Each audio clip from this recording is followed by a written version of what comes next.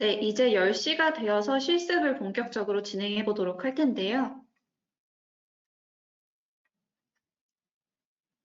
네, 먼저 실습 전에 사운드 체크를 진행하도록 하겠습니다. 제 목소리가 잘 들리시는 분들은 채팅창에 숫자 1을 남겨주시면 감사하겠습니다.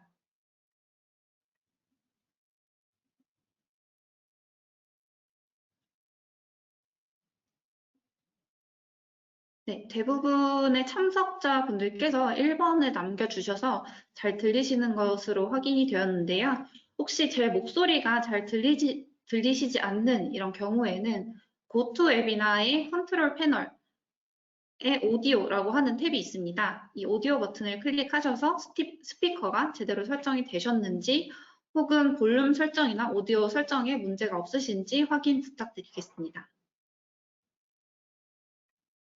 그리고 오늘 실습 가이드는 채팅창에 링크로 남겨드렸으니 참조 부탁드리겠습니다. 네, 그리고 오늘 실습의 주의사항을 다시 한번 공지를 드리도록 하겠습니다.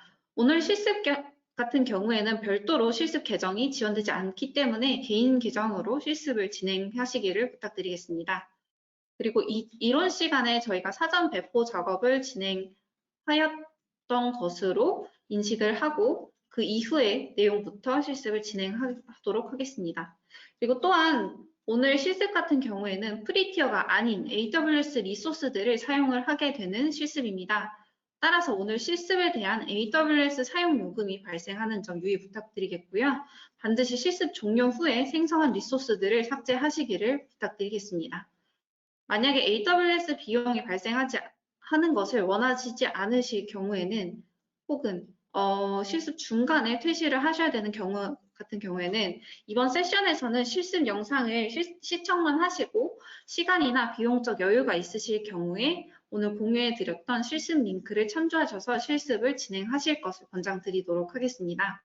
오늘 공유해드린 실습 가이드 링크는 오늘 세션 이후에도 지속적으로 접속하셔서 참고가 가능하시기 때문에 오늘 이후에도 만약에 실습을 진행해 보시고 싶으신 경우에는 해당 내용 참고하셔서 진행해 보시면 되겠습니다. 오늘 실습은 2시간, 12시까지 2시간가량 진행이 되기 때문에 시간 관계상 링크로 공유드린 EKS 비용 최적화 워크숍 중에서 0번 사전 설정, 그리고 1번의 비용 시각화 모듈에서는 1-1번 AMP 및 큐브 코스트 배포를 실습해보고 2번의 EKS 컴퓨팅 비용 최적화 모듈에서는 2-1번의 카펜터 배포, 그리고 2-2번의 스팟 인스턴스의 이용, 그리고 2-5번의 카펜터의 콘솔리데이션 기능 이용 부분까지를 실습하고 EKS 비용 최적화 중에서 3번의 네트워크 비용 최적화에서는 3-1번 NLB 및 익스터널 트래픽 폴리시 이용, 그리고 3-2번 AWS 로드 밸런서 컨트롤러와 IP 모드를 이용해서 인그레스를 생성하는 부분까지를 실습을 하는 것을 목표로 하고 만약에 실습을 진행한 이후에 시간의 여유가 있다면 다른 모듈들에 대해서도 몇 가지 더 실습을 진행해보고 마지막으로는 오늘 실습한 리소스들에 대해서 삭제를 같이 진행하도록 하겠습니다. 그래서 오늘 실습을 진행할 실습 모듈들에 대해서는 채팅창에 제가 지금 보내드렸으니 참고를 부탁드리겠습니다. 그래서 지금 공유해드리는 화면을 보시면 왼쪽에는 저희가 링크로 공유를 드렸던 EKS 비용 최적화 워크숍 가이드 자료를 띄우시고 우측에는 AWS 콘솔 화면을 띄우셔서 참고하시면서 진행하시면 보다 원활하게 진행을 하실 수가 있습니다. 그래서 다시 0번의 사전 설정으로 돌아가 보면 저희가 0번 같은 경우에는 EKS 클러스터 배포에 15분가량이 소요가 되기 때문에 이런 세션 시작 전에 미리 배포를 진행하셨던 상황으로 이해를 했고요. 그리고 AWS 콘솔에서는 AWS 클라우드 9이라고 하는 IDE 환경에 접속을 하셔서 클라우드 9 IDE 오픈 버튼을 누르셔서 클라우드 9에 접속을 하셨고 이 접속한 창에서 터미널에서 EKS 클러스터를 배포해주는 작업을 진행해 주셨다라는 상황을 가정해서 실습을 진행을 하도록 하겠습니다. 그래서 0번 사전 설정에서 EKS 클러스터를 배포하였기 때문에 터미널을 보시면 마지막 문구에 EKS 클러스터, EKS cost optimization in AP North East region is ready 라고 하는 클러스터가 레디가 되었다라고 하는 문구가 보이실 거고요. 이 터미널 창을 큰 화면에서 보시기 위해서는 이 터미널의 이름을 클릭하셔서 드래그를 진행해 주셔서 위쪽 창에 드래그 앤 드랍을 해주시면 조금 더 큰 화면에서 작업을 진행해 주실 수 있습니다. 그리고 터미널의 폰트 크기를 조절하시고 싶으신 경우에는 우측 상단에 톱니바퀴 버튼을 클릭하신 뒤에 유저 세팅스 화면을 클릭하시고 스크롤 다운을 하셔서 폰트 사이즈라고 하는 부분에 들어가셔서 숫자 부분을 플러스를 하시거나 마이너스를 하셔서 원하는 폰트 크기로 조절을 하시면 됩니다.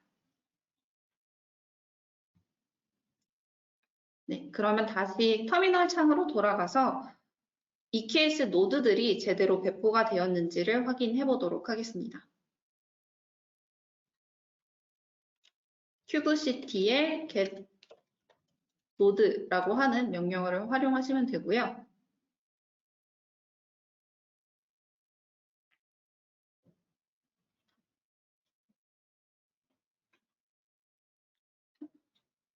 잠시만 새로운 터미널 창에서 잠시 진행해 보도록 하겠습니다.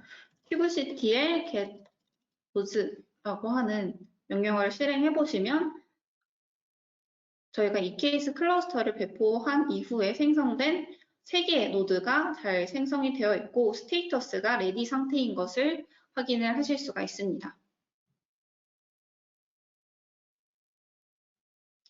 그러면 본격적으로 1번의 EKS 비용 시각화 부분에서 1-1번 AMP 및 큐브 코스트 배포 부분을 실습을 해보도록 하겠습니다.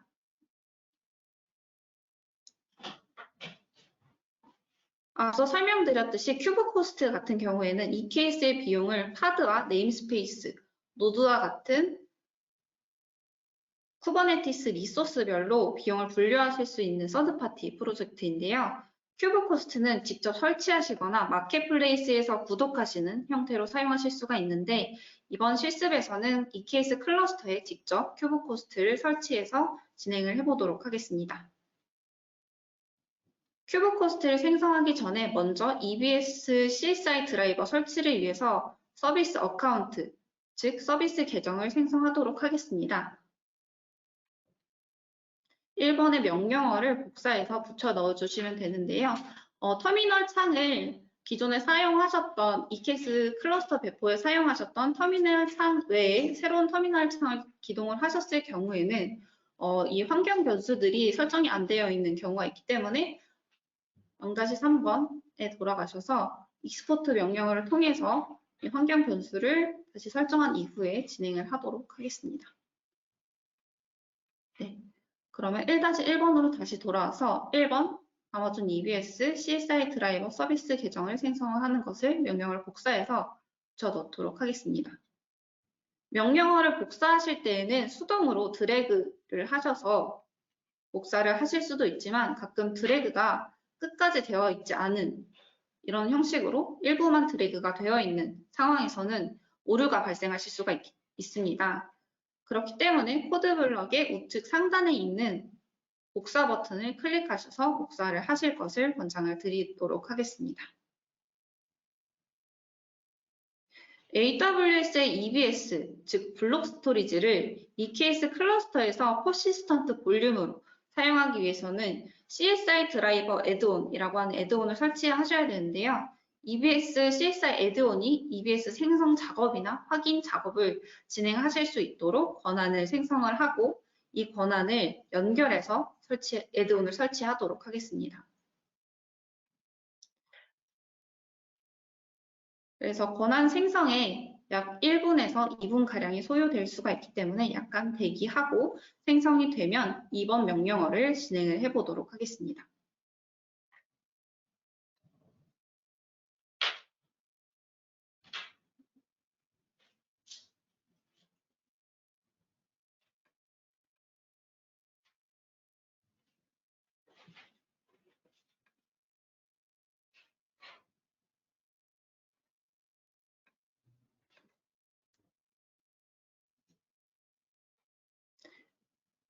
네.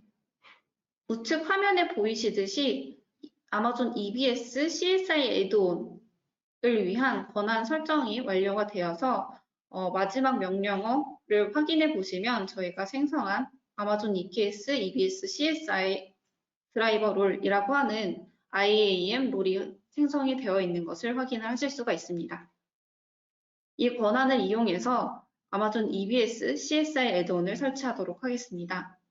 이번 항목에 있는 명령어를 복사하신 뒤 붙여넣기를 진행해서 애드온을 실행하도록 하겠습니다. 그래서 마지막 명령어로 creating add-on이라고 하는 명령어가 떨어지게 되고요.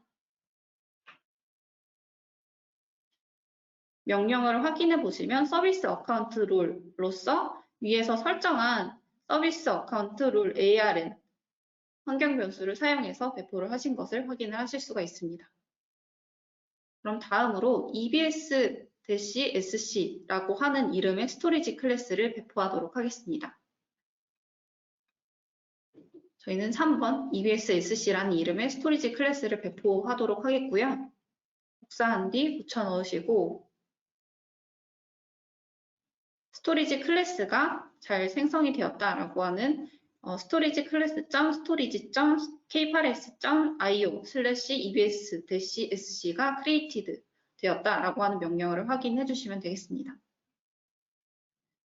만약에 생성이 되지 않고 에러 메시지가 떨어지신 경우에는 복사, 붙여넣기 하실 때 일부의 명령어가 누락되어 있지 않는지 확인해 주시고 진행을 다시 해보시면 되겠습니다.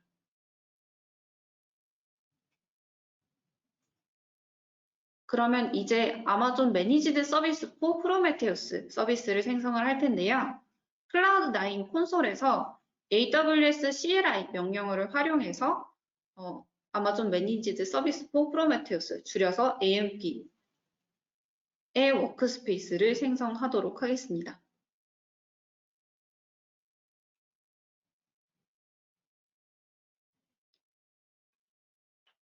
화면에 보이시면 엘리어스가 데모고 EKS 프로메테우스라고 하는 AMP를 생성하는 명령어를 진행을 했고요. 스테이터스 코드를 보시면 크리에이팅 상태로 에러 없이 생성이 진행되는 것을 확인을 하실 수가 있습니다. 그러면 다음으로 AWS 클라우드 포메이션을 사용해서 프로메테우스라고 하는 쿠버네티스의 네임스페이스 그리고 AMP 서비스를 이용하기 위한 AMP IAM 프록시 인제스트 롤이라고 하는 쿠버네티스의 서비스 어카운트 그리고 아마존 프로메테우스 리모트 라이트 액세스라고 하는 정책이 연결된 신규 IAM 역할을 생성을 하도록 하겠습니다. 5번 항목에 명령어를 복사하시고 터미널 창에 붙여넣기를 진행해 주시기를 부탁드리겠습니다. 저희가 큐브코스 서비스 같은 경우에는 EKS 클러스터 내에 프로메테우스를 통해서 매트릭을 수집하게 되고 그 매트릭을 기반으로 비용을 산정하시게 되는데요. AWS에서는 아마존 매니지드 서비스 포 프로메테우스 줄여서 AMP라고 하는 관리형 프로메테우스 서비스를 제공을 해드리고 있습니다. 그래서 이 AMP 서비스를 이용을 하시면 손쉽게 큐브코스트에 필요한 매트릭이나 다른 EKS 클러스터를 운영하실 때 필요한 매트릭들을 수집하실 수가 있습니다. 이렇게 우측 화면에 보이시듯이 AMP에 필요한 권한 생성이 완료가 되면 인증서 관리자, 즉 서트 매니저라고 하는 애드온을 설치하도록 하겠습니다.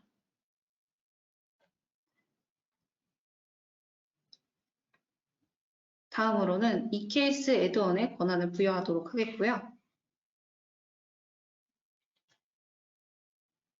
6번, 7번 명령어를 복사해서 붙여 넣으신 뒤에는 8번 a.addon을 설치하도록 하겠습니다.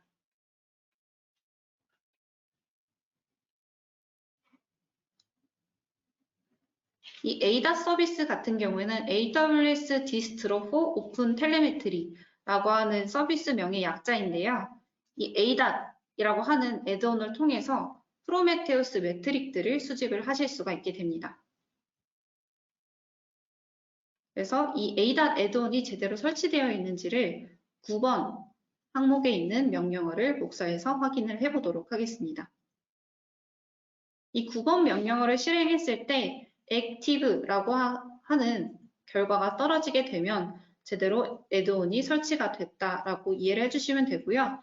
펜딩이거나 크리에이팅 상태이신 경우에는 한 30초 정도 대기를 하셨다가 다시 동일한 명령어 AWS EKS Describe Add-on으로 시작하는 명령어를 재실행하셔서 액티브 상태로 변경이 되었을 때 다음 스텝을 진행을 해주시면 되겠습니다.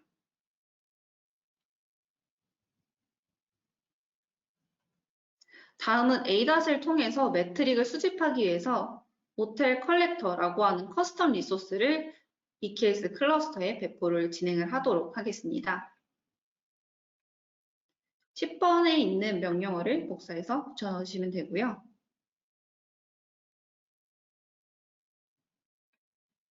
다음으로는 11번에 나와 있는 kubectl get 명령어를 통해서 컬렉터가 잘 실행이 되고 있는지 확인을 해보도록 하겠습니다.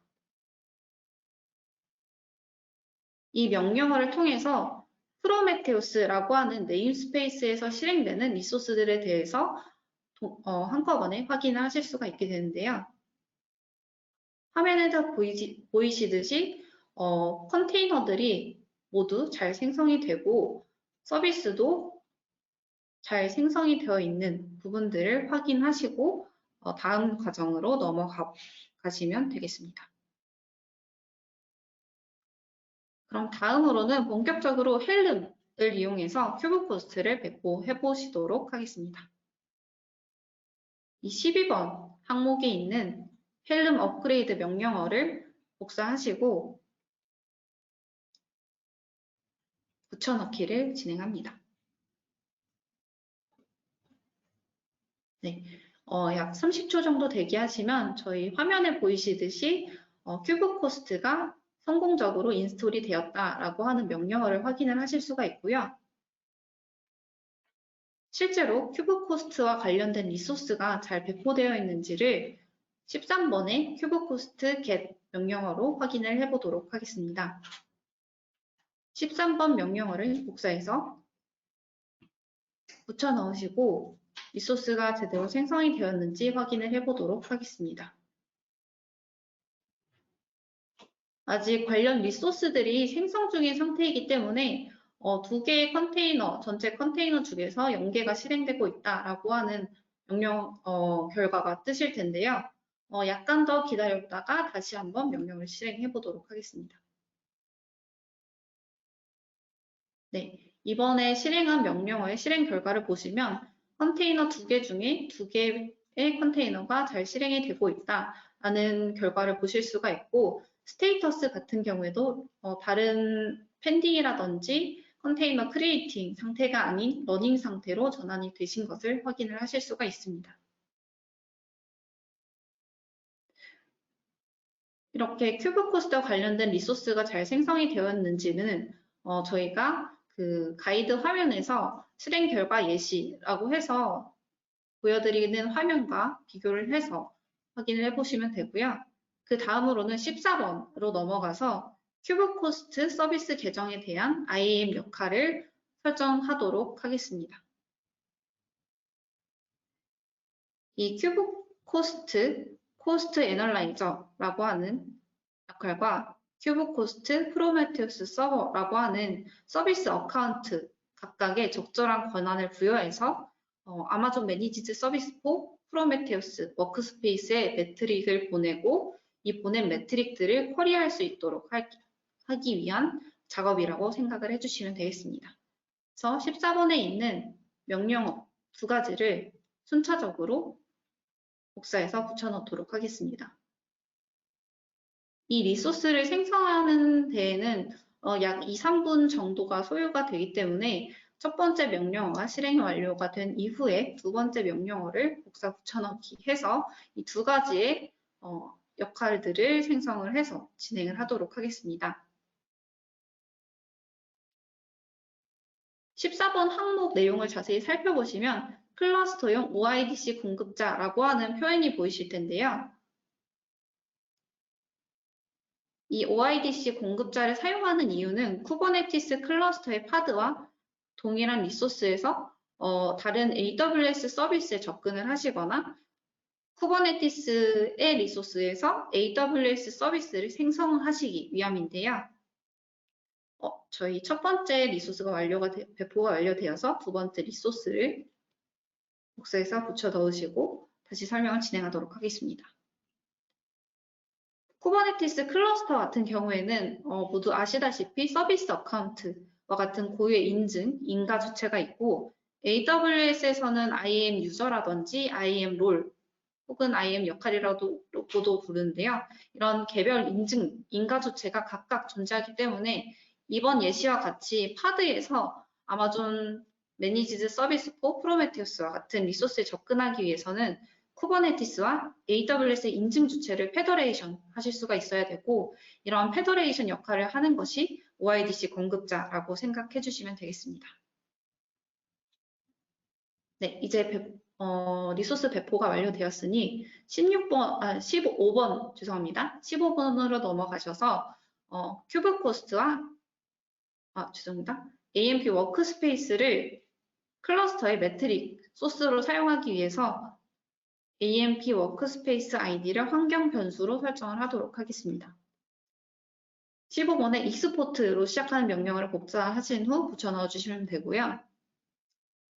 다음으로는 큐브 코스트와 AMP 워크스페이스를 연결하실 수 있도록 큐브 코스트 설정 값들이 포함된 야물 파일을 생성하도록 하겠습니다.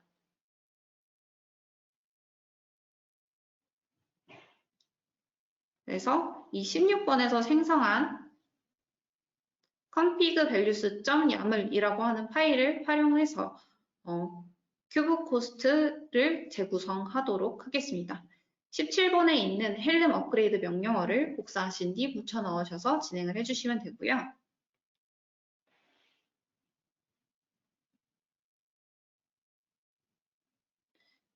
(17번에) 명령어를 복사한 뒤 붙여 넣으시면 이전에 헬름 업그레이드 명령어를 실행했을 때와 마찬가지로 큐브 코스트가 성공적으로 인스톨 되었다라고 하는 명령어를 확인을 하실 수가 있습니다. 그 다음으로는 저희가 신규로 생성한 서비스 어카운트로 구성을 다시 로딩하기 위해서 프로메테우스의 디플로이먼트를 다시 롤아웃해서 업데이트를 하도록 하겠습니다.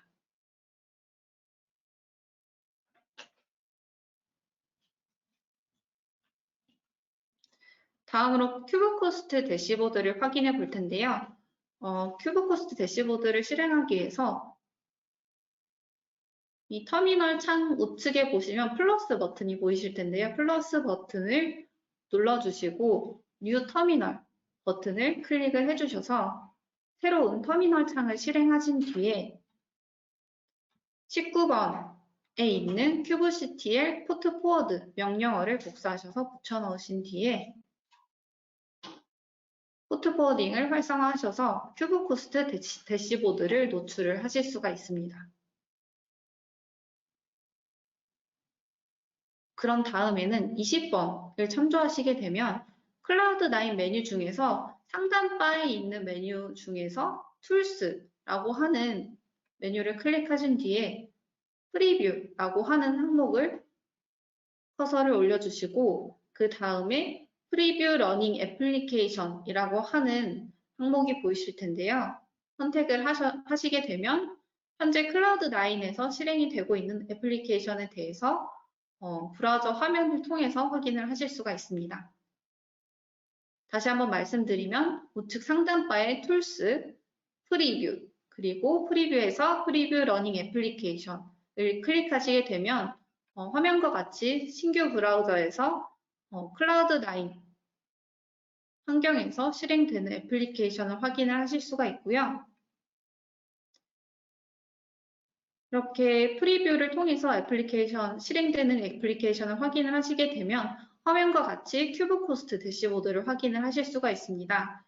현재는 실행되는 리소스가 많지 않고 클러스터를 도입한 지 얼마 안 되었기 때문에 내용들을 자세한 상세 내역들을 확인을 하시기는 좀 용이하지 않지만 이 큐브 코스트의 각종 항목들을 확인을 하시게 되면 예를 들어서 모니터 항목의 얼로케이션 항목을 클릭해 보시면 이 케이스 클러스터의 네임스페이스 단위로도 리소스 비용들을 확인을 하실 수가 있고 네임스페이스 이외에도 노드별로 소팅해서 보시거나 혹은 태깅을 지정을 하셔서 팀별로 리소스를 분리해서 확인을 하실 수도 있습니다.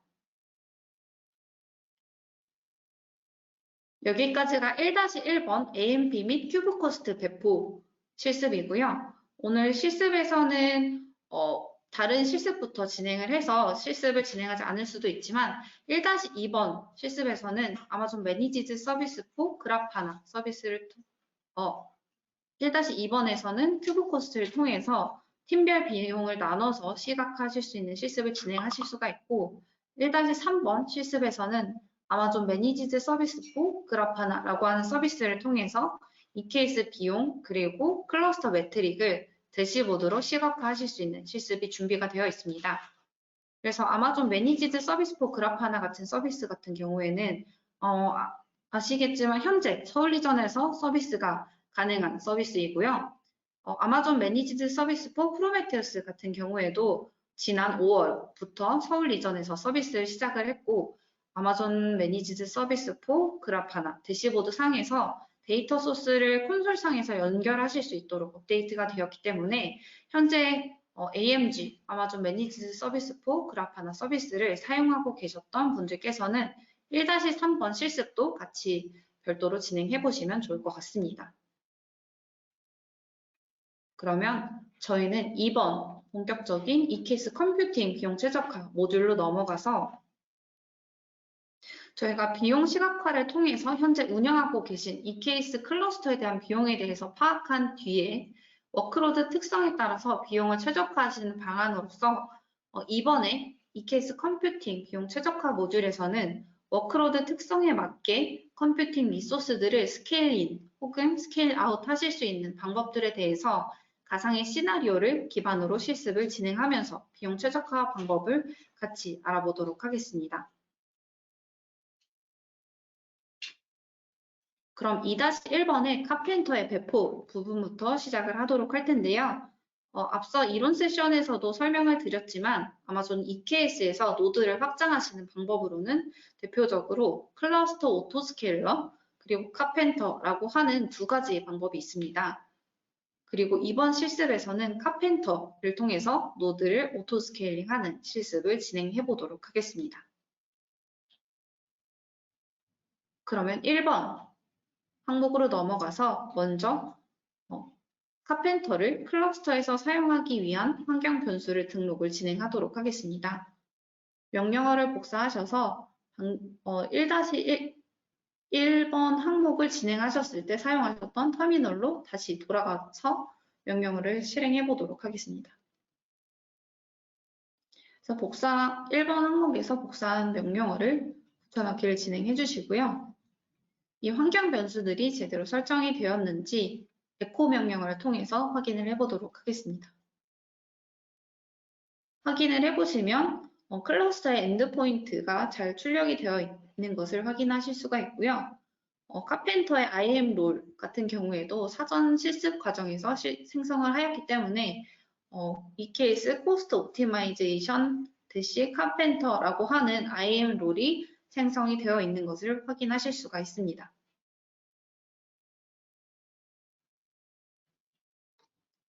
그런 다음에는 이제 헬름을 통해서 카펜터를 클러스터에 배포하도록 하겠습니다.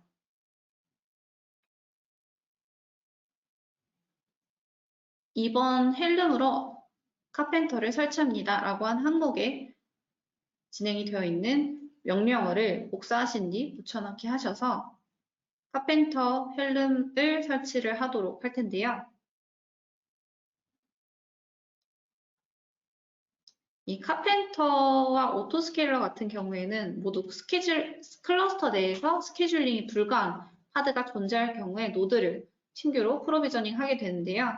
카펜터 같은 경우에는 오토스케일링 그룹이라든지 노드 그룹을 별도로 사용하지 않고 클러스터의 용량 조절을 위해서 프로비저너라고 하는 커스텀 리소스를 사용을 하시게 됩니다.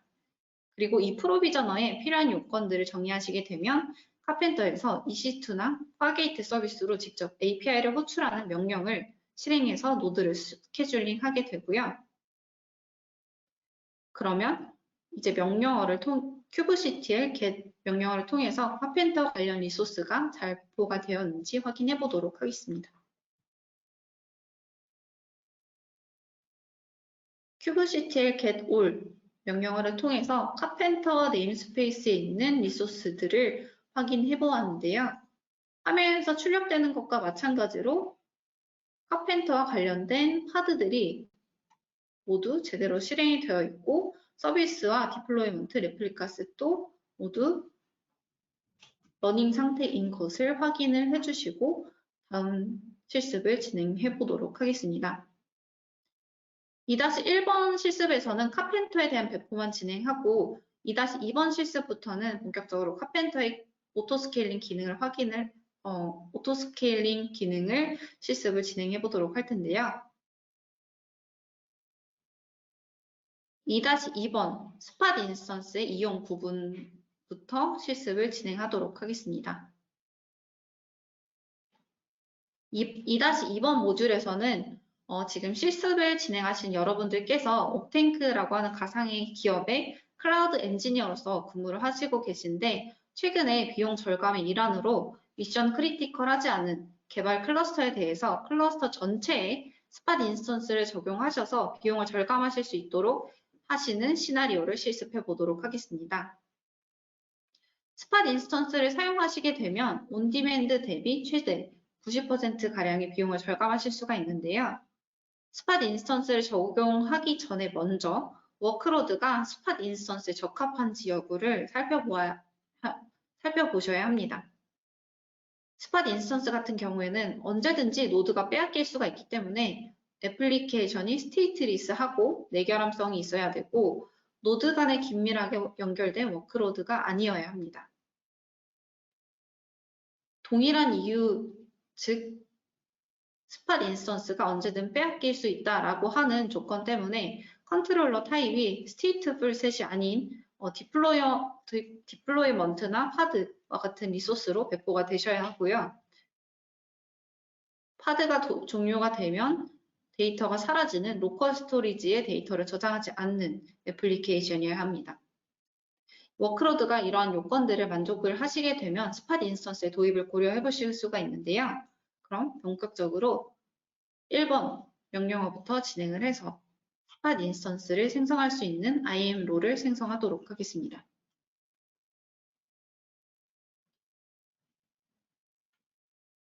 네, 1번 명령어를 활용하셔서 IAM 롤을 생성을 하시게 되었고요.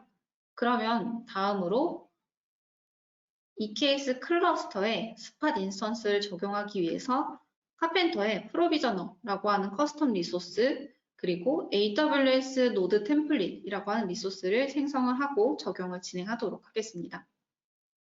이번 항목에 명령어를 복사하셔서 터미널에 붙여 넣으시면 되고요.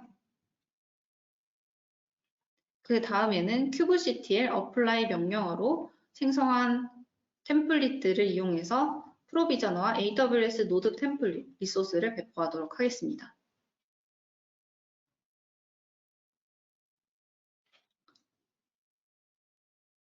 이제 다음으로 넘어가서 3번 명령어를 통해서 카펜터의 config 맵 세팅을 확인해서 저희가 스팟 인터럽트를 지원하는 카펜터의 인터럽션 핸들링 기능이 활성화되어 있는지를 살펴보도록 하겠습니다. 3번 명령을 복사하신 뒤 붙여 넣으시게 되면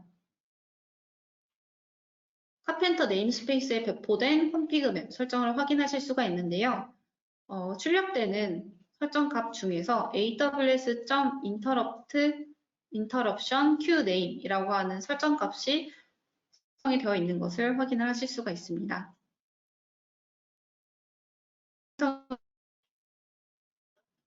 이렇게 AWS Interruption queuename이 설정되어 있어서 인터럽션 핸들링 기능이 활성화가 되어 있는지를 확인을 하셨고요. 다음은 실제로 디플로이먼트를 배포를 해서 스팟 인스턴스가 프로비저닝 되는 것을 실습을 진행하도록 하겠습니다. 4번에 명령어를 복사하신 뒤 붙여 넣으셔서 인플레이트라고 하는 디플로이먼트를 생성을 하도록 하겠습니다. 현재 상태에서는 레플리카 수가 0으로 설정이 되어 있기 때문에 새로운 노드가 생성이 되지 않는 상황이고요. 그러면 이제 플러스 버튼, 뉴 터미널 버튼을 누르셔서 새로운 터미널을 생성하신 뒤에 watch로 시작하는 kubectl get 명령어를 실행하셔서 2초 간격으로 현재 노드가 어떤 식으로 프로비저닝이 되어 있는지, 어떤 노드가 실행이 되고 있는지를 확인을 하도록 하겠습니다. 현재 상태에서는 기존에 생성하셨던 노드 3개의 노드를 확인을 하실 수가 있고요. 그러면 원래의 터미널 창으로 다시 돌아오셔서 6번의 명령어를 실행하셔서 디플로이먼트의 파드 수를 10개로 증가시키도록 하겠습니다.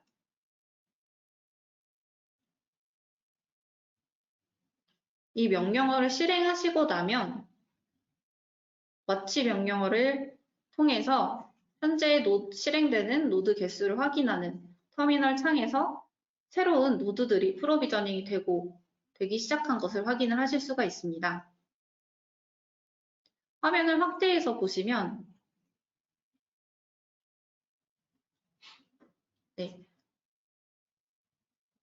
나머지 3개의 노드에 대해서는 미리 생성이 되어 있었고 이 29초, 30초 등으로 age가 최신으로 설정이 되어 있는 것을 보시면 신규 노드가 카펜터에 의해서 새로 배포가 된 것을 확인을 하실 수가 있습니다.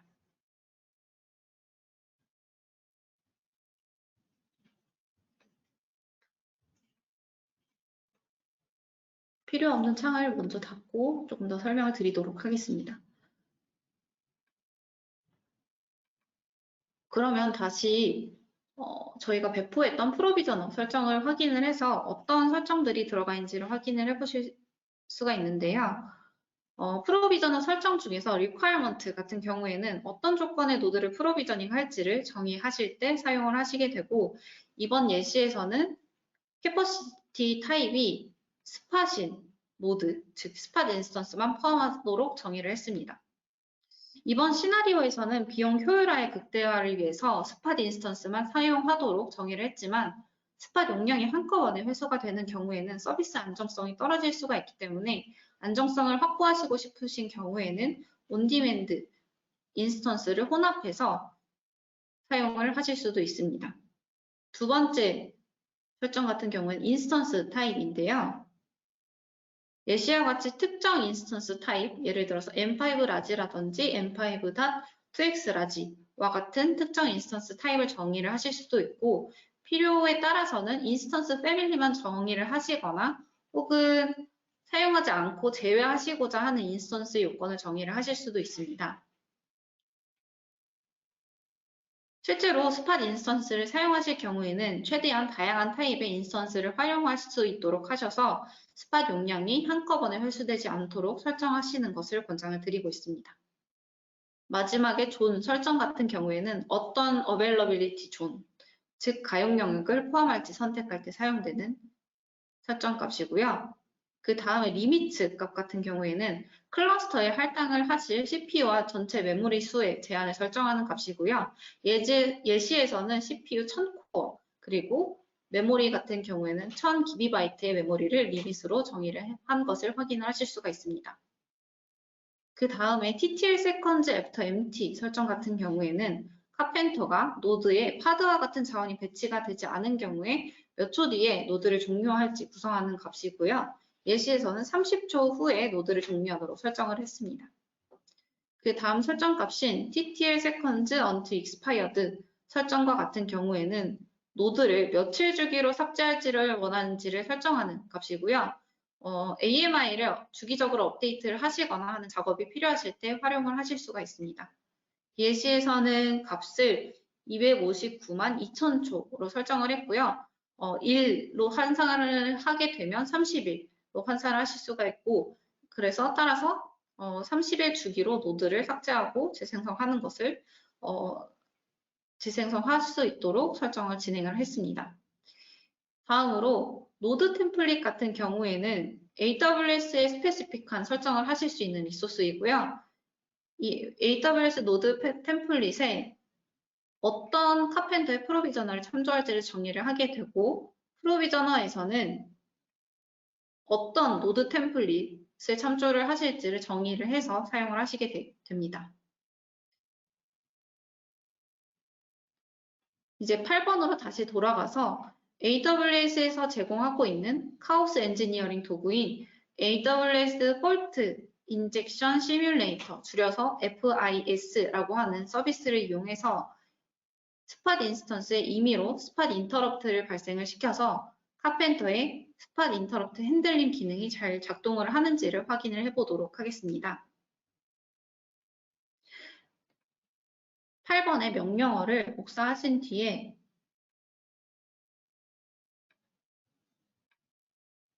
실습을 진행하고 있었던 터미널로 돌아가서 명령어를 붙여넣기를 진행하도록 하겠습니다. 이 명령어를 통해서 FIS 템플릿을 생성을 하실 수가 있고요. 9번 명령어를 실행을 하셔서 AWS FIS의 experiment, 즉 실험을 생성을 하도록 하겠습니다. 이 명령어를 통해서 저희는 클라우드 포메이션이라고 하는 IAC 리소스를 통해서 AWS FIS가 인스턴스를 중단하는 데 필요한 최소 권한의 IAM 역할, 그리고 스팟 중단을 트리거할 때 사용할 익스페리먼트 템플릿을 생성을 했는데요.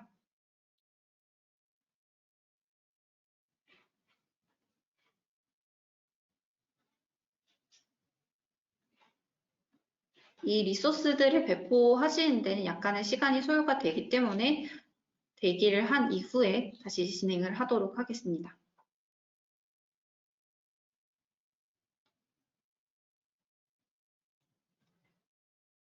이 클라우드 템플릿의 리소스를 다시 한번 살펴보시면 리소스 항목에서 FIS 스팟 롤에서는 이 FIS 실험을 위한 권한들이 들어가 있는 것을 확인하실 수가 있고, 이 FIS 익스페리멘트 템플릿에서는 FIS 실험을 실행할 템플릿이 정의가 되어 있는 것을 확인을 하실 수가 있습니다.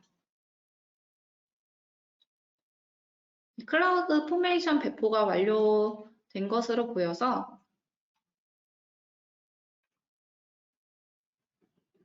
10번의 명령어를 실행을 해서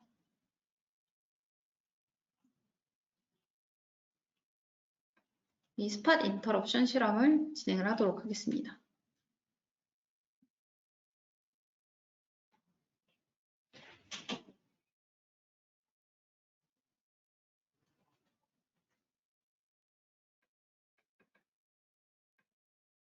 (11번의) AWS FIS 명령어를 통해서 실험 상태를 확인하실 수가 있는데요. 제이슨 형태로 출력이 보이시게 되는데, 상태를 확인을 해보시면 익스페리먼트 하위에 있는 스테이트, 하위에 있는 스테이터스 항목을 보시면 되는데, 스테이터스가 현재는 러닝 상태인 것을 확인을 하실 수가 있습니다. 주의사항에 기재한 대로 스테이터스가 러닝으로 실행이 되어 있는 경우에는 약 30초가량 기다린 후 명령을 다시 실행을 하시고,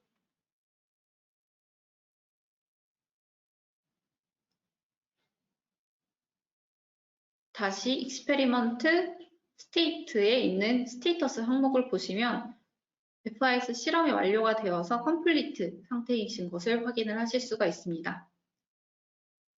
다시 watch 명령어를 실행한 부분을 확인을 해보시면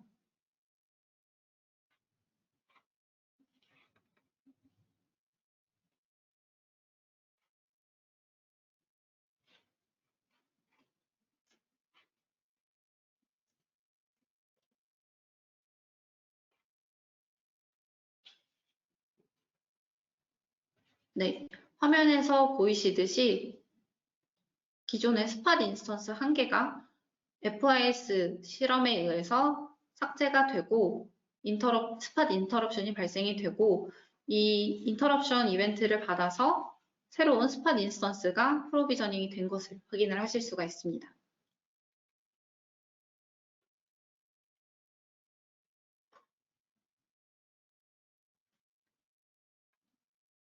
그러면 다음 모듈의 실습을 위해서 2-2번 실습에서 사용을 했던 EKS 그리고 AWS FIS와 관련된 리소스를 삭제하고 진행을 하도록 하겠습니다.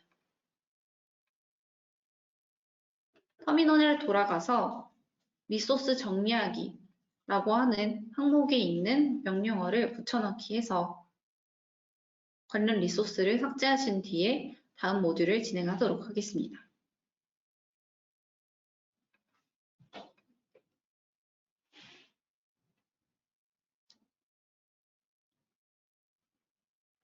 이제 다음으로는 2-5번의 카펜터의 콘솔리데이션 기능을 이용을 해보도록 하겠습니다.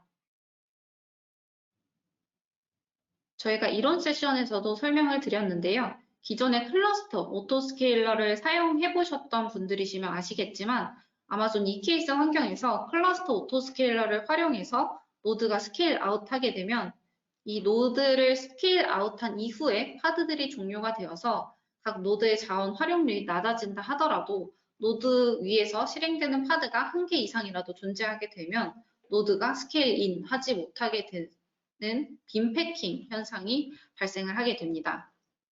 카펜터에서는 콘솔리데이션 기능을 제공하고 있어서 이 콘솔리데이션 기능을 활성화하시게 되면 자원 활용률이 적은 노드를 새로운 노드로 통합을 해서 자원의 활용률을 높이고 컴퓨팅 비용을 절감하실 수 있다라고 하는 부분을 소개를 해드리려고 합니다.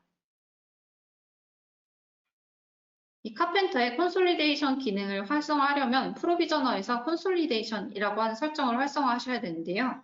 먼저 비교를 위해서 콘솔리데이션 기능을 활성화하지 않은 상태의 프로비저너와 AWS 노드 템플릿을 생성을 해보도록 하겠습니다. 2-5번 카펜터의 콘솔리데이션 기능 이용 모듈에서 1번 프로비저너 콘솔리데이션 야물 파일을 생성한 후에 배포를 진행해 보도록 하겠습니다. 1번 항목의 명령어를 복사해서 붙여넣기를 진행해 보도록 하겠습니다.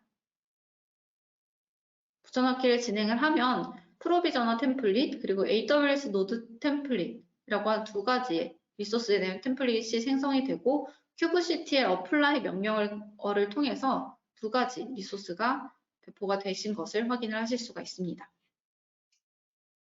그러면 2번 항목으로 넘어가서 서로 다른 리소스의 리퀘어먼트를 가진 애플리케이션들을 디플로이먼트 형태로 배포를 하도록 하겠습니다.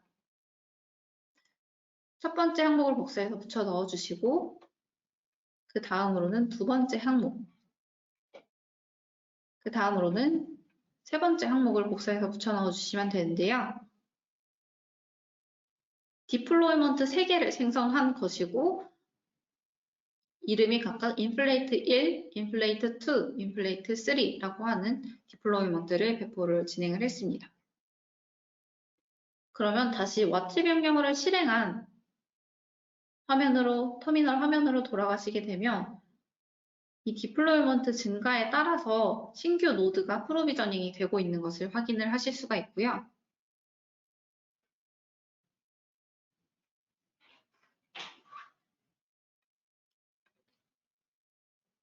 kubectl get deployment 명령어를 통해서 저희가 배포한 디플로이먼트에 대한 정보를 확인을 하실 수가 있습니다.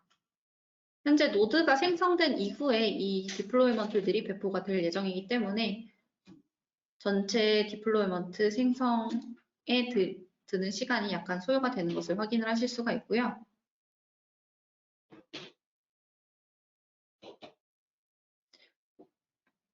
마치 명령어를 실행한 터미널로 다시 돌아가 보셔서 큰 화면으로 다시 확인을 해보시면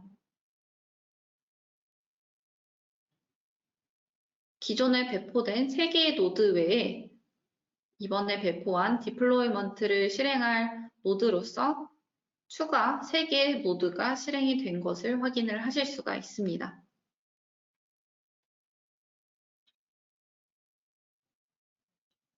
그러면 4번 명령어를 실행하셔서 새로 배포된 노드 개수와 인스턴스 사이즈를 확인을 해보도록 하겠습니다. 명령어를 복사해서 붙여넣으시게 되면 기존에 배포된 노드 3개 이외의 노드들에 대한 인스턴스 타입들이 출력이 되는 것을 확인을 하실 수가 있는데요. 이 M5A로 시작하는 인스턴스 타입들이 프로비저너에 정의한 인스턴스 타입입니다. 그래서 5번 명령어로 넘어가셔서 큐브시티의 디스크라이브 노드 명령어를 활용하셔서 새롭게 배포된 노드에 어떤 파드가 몇 개 배포됐는지 간략하게 확인해 보도록 하겠습니다.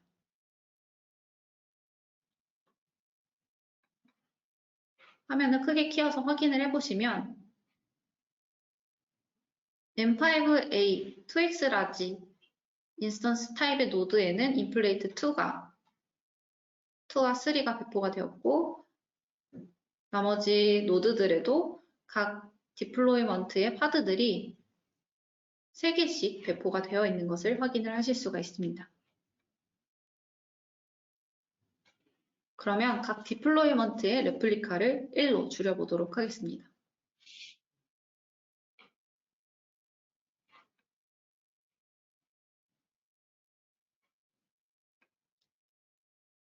큐브시티의 get deployment 명령어를 실행해 보시게 되면 디플로이먼트가 실행하고 있는 파드의 개수가 각각 1개씩 실행이 되는 것으로 줄어든 것을 확인하실 수가 있는데요.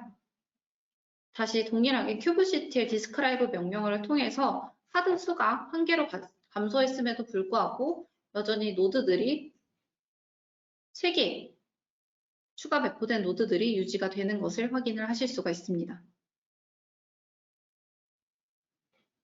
그러면 기존의 프로비저너 설정에서 콘솔리데이션을 enable로 변경을 해서 배포를 다시 진행해 보도록 하겠습니다.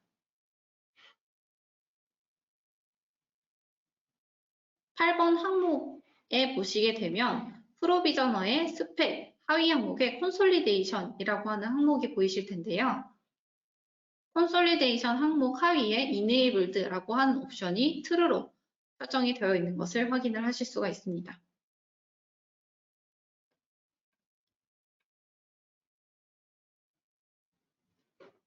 그래서 다시 9번 명령어를 실행하셔서 확인을 하시거나 아니면 마치 명령어를 실행한 터미널로 돌아가시게 되면 자원 활용률이 적은 노드들을 통합할 새로 신규 노드가 추가된 이후에 유휴 노드는 삭제가 되는 것을 확인을 하실 수가 있습니다. 이 노드 변경에는 약간의 시간이 소요가 되기 때문에 대기를 하시고 나서 진행을 해주시면 되고요.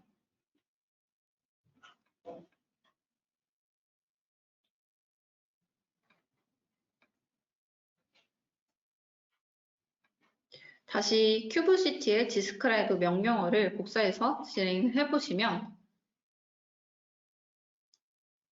이 파드들이 한 개의 노드로 콘솔리데이션 되신 것을 확인을 하실 수가 있습니다. 이런 식으로 유휴 자원들을 삭제를 하셔서 컴퓨팅 비용을 보다 절감하실 수 있는 이런 옵션들을 소개를 해드렸고요.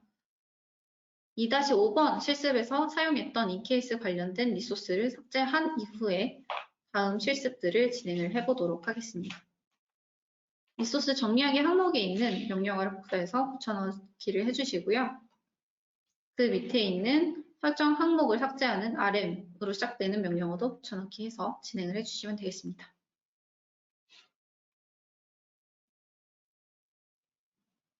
이제 3번 EKS 네트워크 비용 최적화 모듈로 넘어가서 EKS의 네트워크 비용을 최적화하실 수 있는 방법들에 대해서 알아보도록 할 텐데요.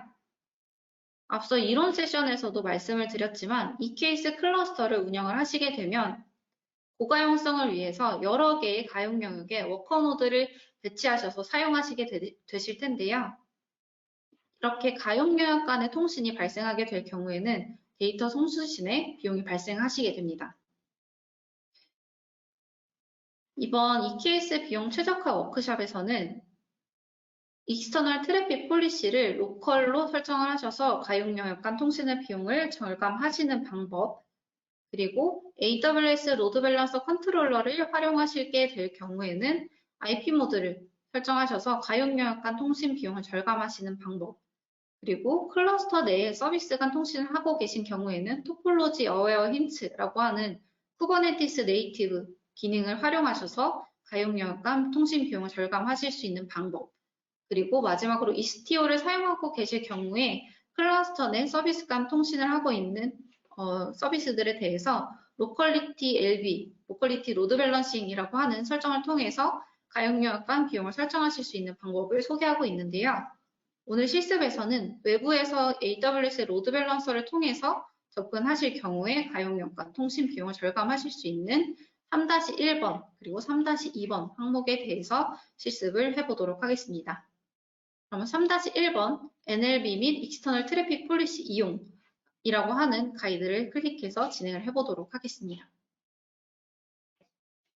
3-1번 시나리오에서는 화면 왼쪽에서도 보이시듯이 쿠버네티스의 서비스라고 하는 오브젝트로 외부의 노출점을 생성을 하고 있는데 서비스 타입을 로드 밸런서로 생성을 하고 NLB를 프로비저닝 하셔서 서비스를 운영 중인 상태에서 가용 영역 간의 트래픽을 줄이실 수 있는 시나리오입니다. 먼저 실습 서버 배포하기 항목으로 넘어가셔서 1번부터 명령어를 실행해서 네임스페이스와 각종 리소스들을 배포하도록 하겠습니다. 1번 명령어를 복사한 뒤에 터미널에 붙여넣기 하셔서 네임스페이스에 대한 매니페스트를 생성하고요. 두 번째로는 디플로이먼트에 대한 매니페스트를 생성해 보도록 하겠습니다. 마지막으로 외부의 노출점을 생성할 서비스 매니페스트를 생성한 후에 4번의 명령어를 보셔서 위에서 생성한 세 가지 매니페스트를 배포하도록 하겠습니다.